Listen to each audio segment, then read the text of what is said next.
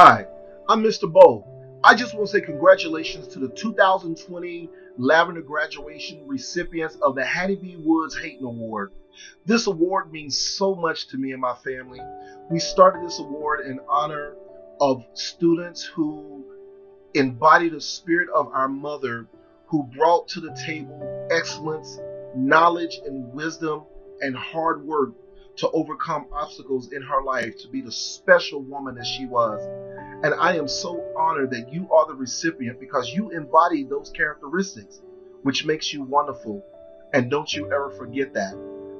And also, thank you to GSC for your leadership in pushing this wonderful event, the Lavender graduation, even in a time of epic pandemic going around. You are still making it happen.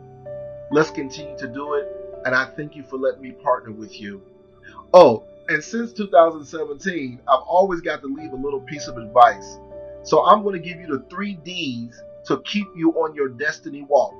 Number 1, don't let nobody tell you that you're never strong enough, because you are. Number 2, dare.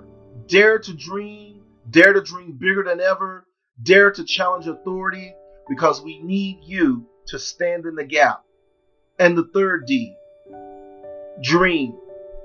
I know it's cliche, we always say dream, but your dream is now going to become a reality because you put action behind it, which will keep you on your destiny walk.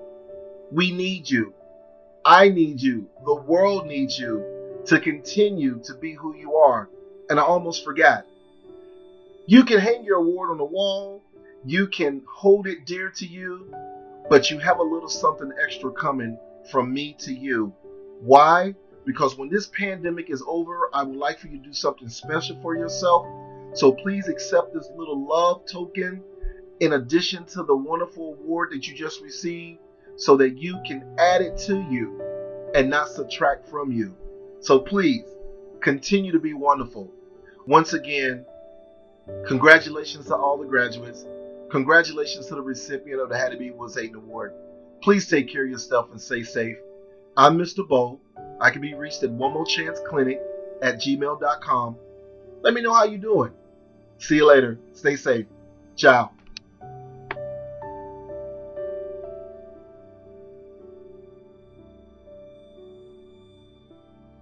First, I want to say thank you for the Mr. Stephen Wilcock for this hour. It means a lot for me, especially my journey as a Japanese queer, trans disabled person. I had many obstacles up there here. I came to Chicago 2 years ago from Japan.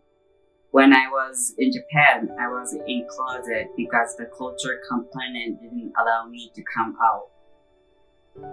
After I moved to Chicago, I found a community that will enable me and embrace my sexual identity and gender identity.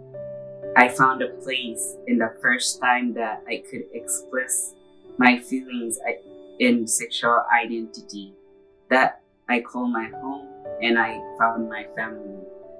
It is UIC Gender and Sexuality Center.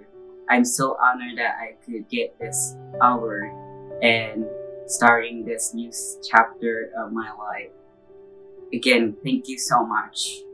I appreciate it.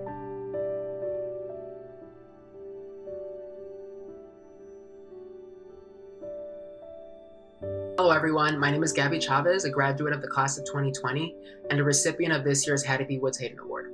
I am thankful for having been chosen for this award and have drafted a few words to share with you in regard to the obstacles that college students often face through the lens of my life. Upon graduating from high school, I packed up and moved to Los Angeles. It was a compulsive move to say the least, but I thought that in order to live my best gay life, I had to run away from my hometown and towards what the TV and movies had sold me my whole life. To my surprise, the same insecurity and anxiety I felt at home for being gay followed. I lasted 3 months before I moved back, and I felt like a failure. My father had flown in to help me pack, and upon picking him up from LAX, I drove us straight to an In-N-Out and I came out to him. That was one of the first times I remember living without fear. I learned that I didn't need to run to be myself. I eventually transferred from my hometown's community college to UIC to start my sophomore year. I figured this is when I get to be myself. I was 19 and living in a big city. I thought I had made it, and you couldn't tell me otherwise. I sought out employment at the GSC, thinking I'd learn all about the queer community, and I did. But what I wasn't expecting was to also learn about myself. Turns out I was bi and dissatisfied yet again. I was scared that I wouldn't be gay enough to fit in or straight enough to pass. I created an illusion of a purgatory where I wasn't accepted by anyone. But I was wrong. Sexuality is like plastic, mendable and ever-changing. We place labels on our identities to help us understand where we've come from, and yet we sometimes neglect to acknowledge that nothing is set in stone. Junior year eventually made its way into my life, and it proved to be one of my biggest tests. I had just gotten over a breakup and was ready for a breather. Unfortunately, life took a dark turn. One of my best friends took her own life in the fall of 2018. This was my guardian angel, someone who had protected me from childhood bullies and one of the reasons why I had moved to Chicago. I felt utterly lost and without much of a desire to continue with my intended plans. But I felt the small flame within me burn hotter and with more passion.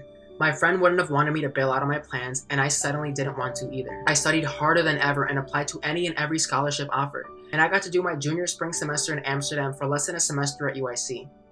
Was I mentally prepared for a semester away from everything I had known, given the past few months that I had just had? I don't know, but I do know that it gave me space to heal, and a space to expect the unexpected. Fast forward to present day, and now for the first time in history, we're grappled with a type of virus that scientists have been warning us about for years. My first thoughts were fear-based. How will my friends and family cope? What about my job? How will I pay my rent given my recent layoff? Struggle after struggle, I've been able to bounce back, but how does one do that when the world has been placed on pause? We're not responsible for the origins of this virus, but we are responsible for creating new life. Life as we know it has ceased to exist, and no, I'm not just referencing the coronavirus. I'm referencing the other darkness that has managed to seep into the fabric of our society in the form of vitriol and hatred for anyone that dares to live their authentic and unapologetic life. Our current day and age may feel overwhelming and heavy, and that's okay. We're allowed to feel, and if anything, we should feel and we should mourn. It's only healthy that we do. But as we mourn, we should keep in mind that normal in a sense never really existed. We come from a multitude of backgrounds, each bringing a different dish to the Thanksgiving table, and it's unfortunate that America is just not finding that out. But we've been afforded a once-in-a-lifetime hybrid opportunity to step away from what we thought of as normal and to create and to grow. There's no need to head to the library, coffee shop, or gym. Class of 2020, we are here, we are queer, and we can't go anywhere, physically, because of this quarantine. So let's put the phones down for a bit and let's pick up that book that's underneath our bed that we've been meaning to read, or let's whip up something delicious in the kitchen. It's okay if the dish we make isn't up to par with Anthony Porowski's cooking. Rome wasn't built in a day, and neither was this banana bread recipe we just took a whack at. It's time we expand our list of hobbies and cater to ourselves.